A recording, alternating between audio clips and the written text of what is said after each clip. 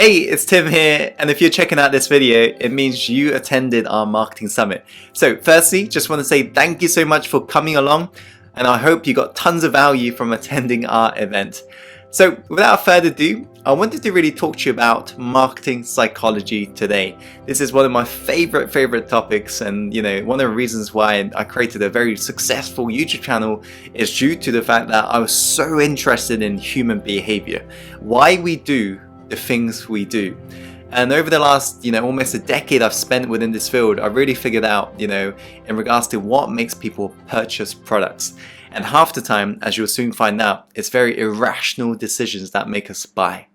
So the things we can't, it's crazy because us human beings, we feel like we're in control, but half the time we're not. It's our unconscious mind that's driving all of our behaviors and actions, as well as our unwanted decisions and actions that we have, the negative feelings that we don't want to feel. And so the more you understand the psychology of yourself and your customers, the more you're able to really sell your services and your products, thus be able to serve your community and truly make a difference. So without further ado, let me begin by explaining about what I'll be going through. This comes down to Robert Cialdini's work. He wrote a book called Influence. And Influence covered the 6 principles of persuasion. 6 principles of how to really influence the masses out there. And this is a book that's recommended by the highest marketers all around the world. So I highly suggest if you want to just give it a read, by all means, give it a read. But I'm going to be summarizing this book and mentioning the 6 golden takeaways for you to just really absorb and just take action on so you can save time and get more results. Does that sound cool with you? Okay, cool. Now, the first principle, let's go straight into this. The first principle you need to be aware of is called authority. You see, us human beings, we have the need to listen to people that seem like they've got authority. For example, a policeman. If a policeman, say you're walking down the road, said to you, "Hey, turn around," and shouted at you loud enough, you'll probably turn around. Why? Because he's dressed up in uniform and he's got that authority. As we grow up from a child to adult, we get trained to listen to people with authority. Think about teachers, think about doctors, think about policemen. So you got to make sure in your marketplace, in your marketing, you demonstrate that you are the authority of the marketplace, that they should listen to your message. It's very vital. Now, let's go on to the second point. The second principle is called social proof. Us human beings, we're very lazy in a sense that we want to minimize the decisions we make on a day-to-day basis. This is due to the fact that our brain gets fatigued by making a lot of decisions. This is called decision fatigue. And so what it will do is it will look for patterns of behavior to compromise and to minimize us having to think things over and make a big decision. It's much easier for us to walk past a restaurant and see one which is busy and think that's good compared to seeing one which is empty and thinking, okay, which one is actually better? Our mind is going to obviously go to the one which is busy because we assume it must be a good restaurant, otherwise there won't be loads of people in the restaurant. And so the principle of social proof is incredibly powerful. Ever since, we were cavemen, social proof is the reason why we followed other people's actions. It's because the moment we see other people doing something, we assume that's a correct behavior. So you should be asking yourself right now, are you currently demonstrating social proof on your website, on your sales funnels, in your marketing messages, and how you communicate to your customers?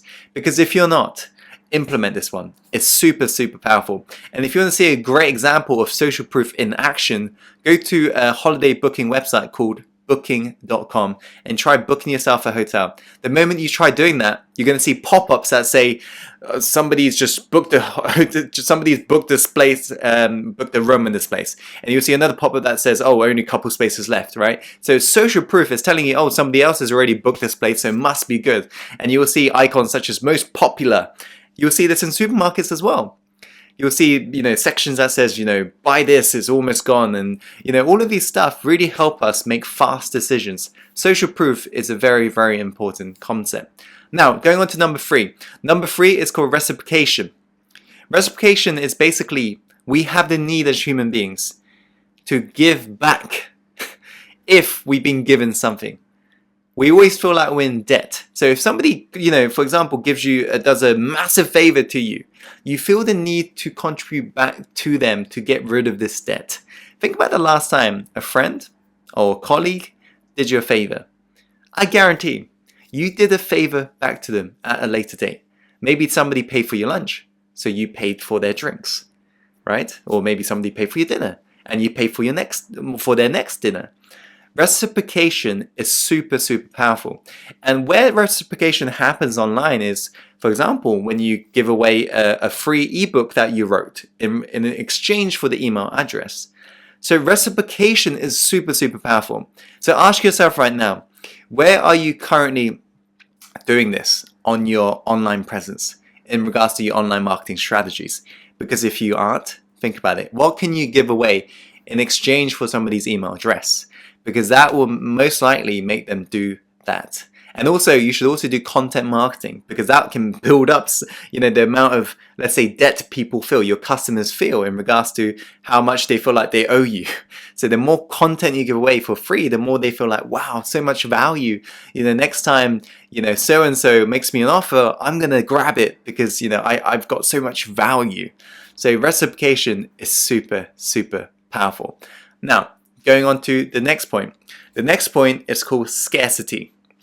And scarcity is super, super powerful.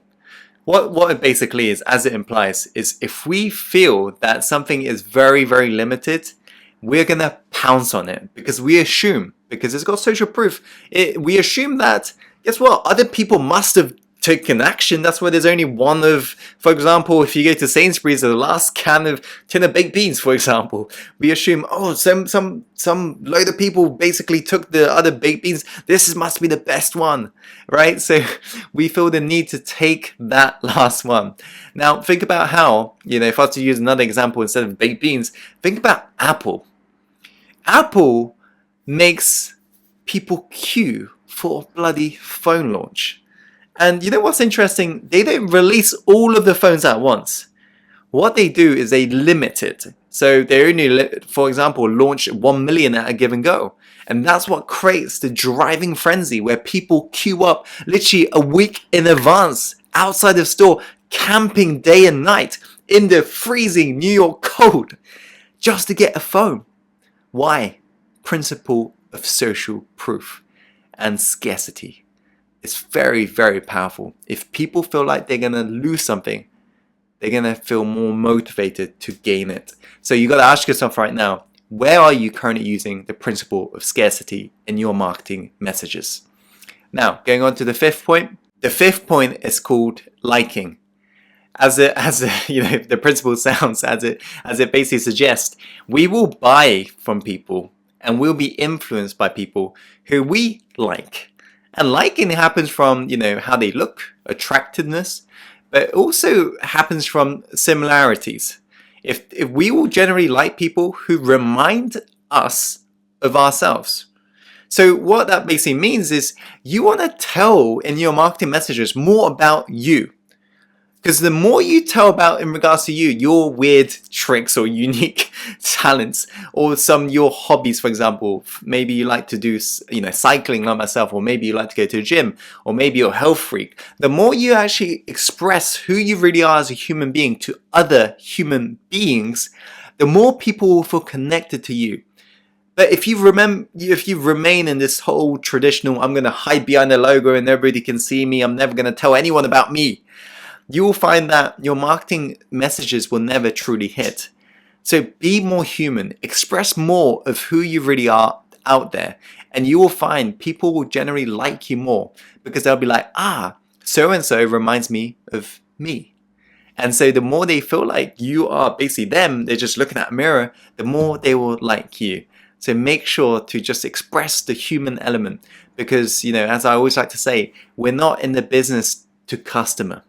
We're not in business to business. We're in human to human. Truly, truly grasp that.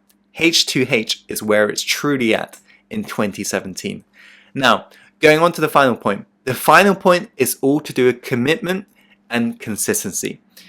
We as human beings have the need, a human need and a pull to be consistent with our actions. and our decisions. For example, if you're a vegan, guess what? You're going to be committed and you're going to be consistent with being a vegan, right? You're going to be, going to vegan restaurants, you're going to be buying vegan foods. But this also works in regards to buying something. For example, say you're shopping on Valentine's Day for your, loved one. You buy one purchase, which is to do a perfume. Because you're committed, you're going to be consistent. Maybe you might buy another thing. Okay, so this is a perfect time, you as a marketer, as a business owner, to upsell. Because once we commit any amount, even a low dollar ticket amount, such as a couple pounds, we're going to be consistent with action. That's what, if you've ever been on a shopping spree just happens from one purchase, right? Commitment and consistency is what made you go on a shopping spree. You just literally popped into a shop to buy one thing and all of a sudden you carrying like huge bagfuls. That happens from commitment and consistency. So those are the 6 principles. I hope you found this video helpful. And remember, in order to really get more, exposure and more success online, you got to master the mind game. Because in order for you to become a successful online business owner, you got to realize this, that 80% of success is mindset. The rest of it, 20%, is mechanics, is knowing what to do. So master the psychology of yourself and your customers, and you'll truly see a difference moving forwards. Thank you so much for tuning in. I hope you got value from this. And if you want to leave us any feedbacks, by all means, I really, really welcome any feedback. So thank you so much, and I'll speak to you very soon. Speak soon.